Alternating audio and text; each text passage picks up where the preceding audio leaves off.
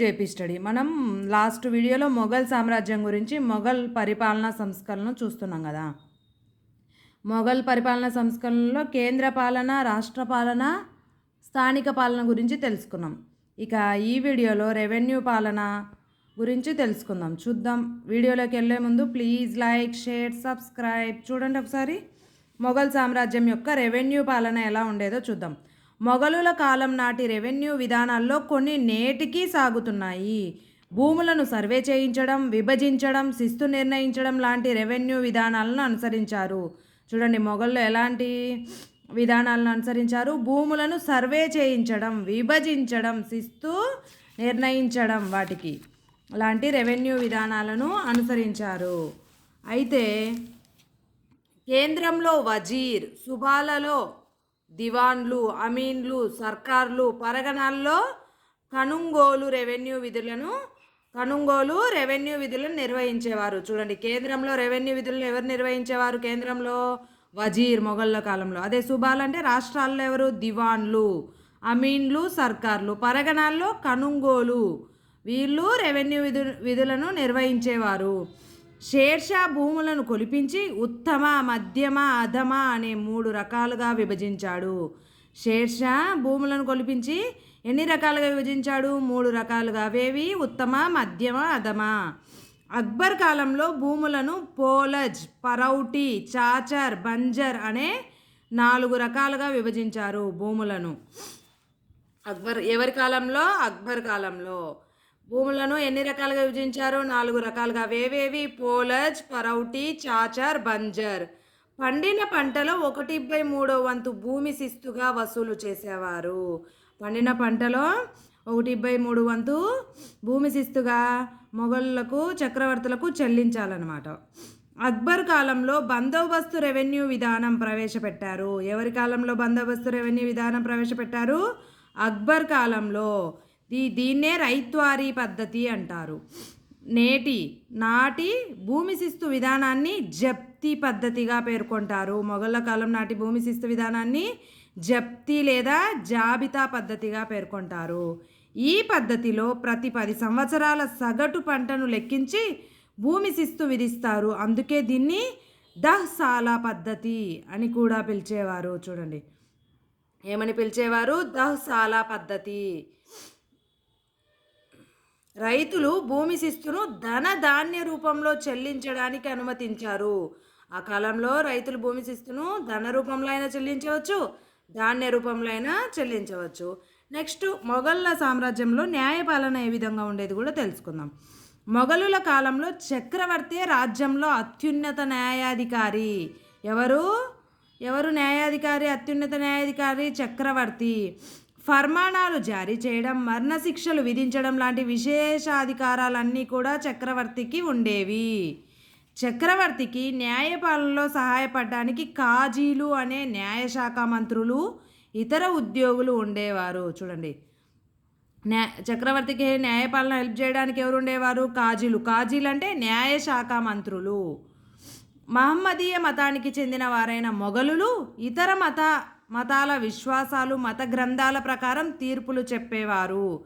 చూడు, మొఘళ్ళు మహమ్మదీయ మతానికి చెందిన వారైనా కూడా ఇతర మతాల యొక్క విశ్వాసం, మతంలో ఉన్న గ్రంథాల ప్రకారం తీర్పులు చెప్పేవారు.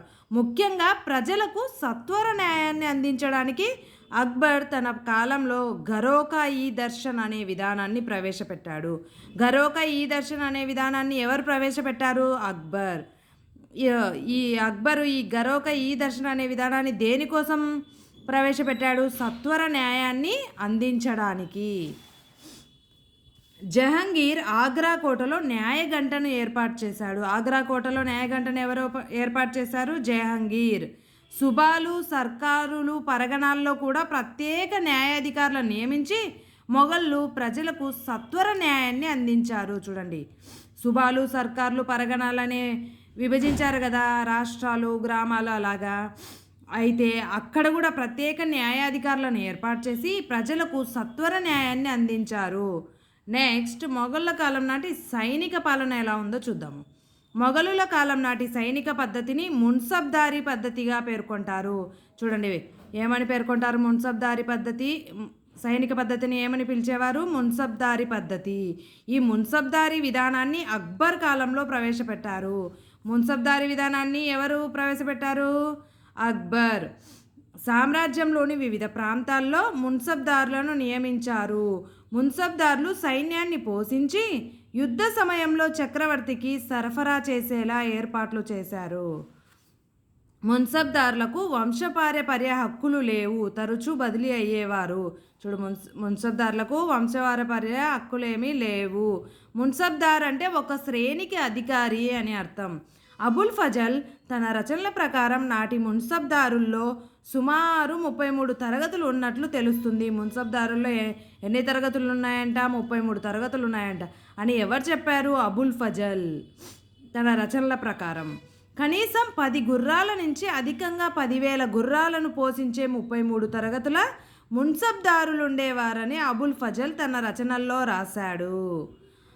చూడండి, 10 గుర్రాల నుంచి 10,000 గుర్రాలను పోషించేవారు 33 తరగతుల మున్సబ్దారులు ఉండేవారు అని అబుల్ ఫజల్ రాశాడు. మొఘలుల కాలం నాటి మున్సబ్దారీ విధానంలో జౌత్ అంటే హోదా, సవారీ అంటే అదనపు అలవెన్స్ అనే 2 ముఖ్య విధానాలు అమల్లో ఉండేవి. చూడండి, మొఘళ్ళ కాలం నాటి మున్సబ్దారీ విధానంలో జౌత్, సవారీ అనే 2 ముఖ్య విధానాలు అమల్లో ఉండేవి. జహంగీర్ కాలంలో అనంతరం షాజహాన్ కాలంలో మున్సబ్దారీ విధానంలో కొన్ని మార్పులు చేశారు.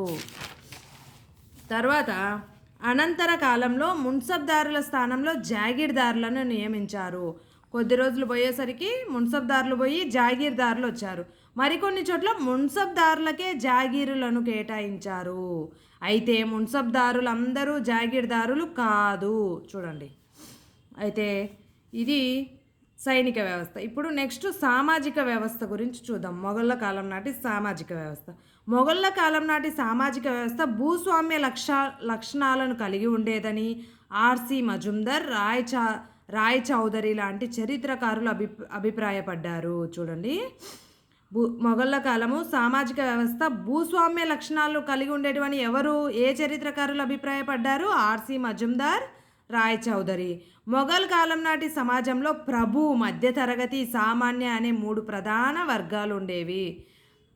అప్పటి సమాజంలో ఎన్ని వర్గాలు ఉండేటివి? 3 ప్రధాన వర్గాలుగా విభజించారంట సామాజిక వ్యవస్థను. చూడండి, ప్రభు, మధ్యతరగతి, సామాన్య అనే 3 ప్రధాన వర్గాలు ఉండేవి. ప్రభు వర్గంలో చక్రవర్తి, అంతఃపుర ఉద్యోగ బృందం. మధ్యతరగతి వర్గంలో జమీందారులు, జాగీర్దారులు, వృత్తి నిపుణులు ఉండేవారు. రైతులు, కూలీలు, కౌలు రైతులు, సేద్య బానిసలు లాంటి పేదవారందరూ సామాన్య వర్గంలో ఉండేవారు. ఇలా ఉండేదన్నమాట ప్రభు, మధ్యతరగతి, సామాన్య అనే 3 వర్గాలు. అలాగే మొఘళ్ళ నాటి సామాజిక వ్యవస్థలో రైతులు, కూలీలు తీవ్రమైన దోపిడీకి గురి అయ్యారు. సమాజంలో బహుభార్యతత్వం, వ్యభిచారం, సతీ సహగమనం, పరదా పద్ధతి లాంటి సాంఘిక దురాచారాలు అధికంగా ఉండేవి. స్త్రీ విద్య అందుబాటులో లేదు మొఘళ్ళ కాలంలో. నెక్స్ట్ మొఘళ్ళ కాలం నాటి సాంస్కృతిక వికాసం గురించి చూద్దాం. మొఘళ్ళు తమ కాలంలో ఎక్కువగా వాస్తు, కళా, విద్యా సారసత్వాల అభివృద్ధి కోసం విశేషంగా కృషి చేశారు. ముస్లిం పాలకులైన మొఘల్లో ఔరంగజేబ్ మినహా అంతా పరమత సహనాన్ని పాటించారు. లౌకిక రాజ్యంగా ఉన్న భారతదేశాన్ని ఇస్లాం రాజ్యంగా మార్చడానికి ఔరంగజేబ్ చేసిన ప్రయత్నాల వల్లే మొఘల్ సామ్రాజ్య పతనం ప్రారంభమైంది. అయితే మొఘలులు దేశవ్యాప్తంగా మదర్సాలు, పాఠశాలను స్థాపించారు. మొఘలులు స్త్రీ విద్యాభివృద్ధి గురించి పట్టించుకోలేదు. చక్రవర్తులు తమ ఆస్థానంలో అనేక మంది కవి పండితులను పోషించారు. రాజభాష అయిన పారశీకంతో పాటు, చూడండి, మొఘళ్ళ రాజభాష అయిన పారశీకంతో పాటు హిందీ, సంస్కృతం, మరాఠీ లాంటి ప్రాంతీయ భాషల్లో కూడా చక్కటి సాహిత్య సృష్టి జరిగింది మొఘళ్ళ కాలంలో. ఢిల్లీ సుల్తాన్ల కాలంలో ప్రారంభమైన ఇండో ఇస్లామిక్ మిశ్రమ సంస్కృతి మొఘళ్ళ కాలంలో అత్యున్నత స్థాయికి చేరింది. ఏ సంస్కృతి? ఇండో ఇస్లామిక్ సంస్కృతి.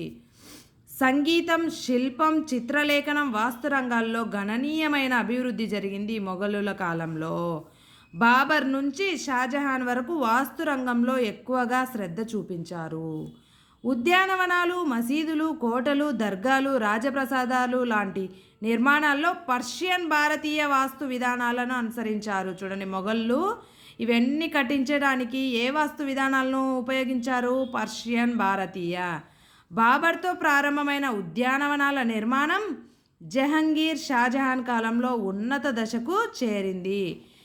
షాలిమార్ గార్డెన్స్, మొఘల్ గార్డెన్స్ ప్రఖ్యాతి చెందాయి. అయితే అక్బర్ కాలంలో ఫతేపూర్ సిక్రీలో నిర్మించిన కట్టడాలు, షాజహాన్ కాలంలో నిర్మించిన ఎర్రకోట, తాజ్మహల్ నిర్మాణాలు మొఘలుల యొక్క వాస్తు కళా పోషణకు దర్పణాలు. చూడండి, అలహాబాద్లో అక్బర్ పూర్తిగా హిందూ పద్ధతిలో నిర్మించిన 40 స్తంభాల భవనం చాలా ప్రసిద్ధి చెందింది. సంగీతంలో ప్రఖ్యాతి చెందిన తాన్సేన్, బైజు బావరా, బాజ్ బహదూర్, రూపవతి లాంటి వారిని మొఘలులు ఆరాధించారు. అయితే చిత్రలేఖనంలో చక్రవర్తులు సైతం ప్రావీణ్యం పొందారు. మొఘళ్ళ కాలంలో చిత్రలేఖనంలో చక్రవర్తులు కూడా ప్రావీణ్యం పొందారంట. జహంగీరు సూక్ష్మ చిత్రలేఖనంలో నిష్ణాతుడు.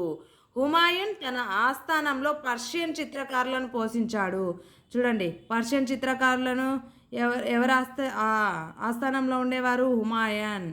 అక్బర్ కాలంలో ఖ్వాజా అబ్దుల్ సమద్ నాయకత్వంలో ప్రత్యేక చిత్రలేఖన విభాగాన్ని ఏర్పాటు చేశాడు. ఎవరి కాలంలో ఖ్వాజా అబ్దుల్ సమద్ నాయకత్వంలో ప్రత్యేక చిత్రలేఖన విభాగాన్ని ఏర్పాటు చేశారు? అక్బర్ కాలంలో. ఈ విధంగా మొఘళ్ళ కాలంలో సాహిత్యం, వాస్తుకళలు వర్ధిల్లాయి. నెక్స్ట్ వీడియోలో మనం ఆర్థిక వ్యవస్థ, మొఘళ్ళ ఆర్థిక వ్యవస్థ ఏ విధంగా ఉండేదనేది తెలుసుకుందాం. Thank you for watching. Please like, share, subscribe.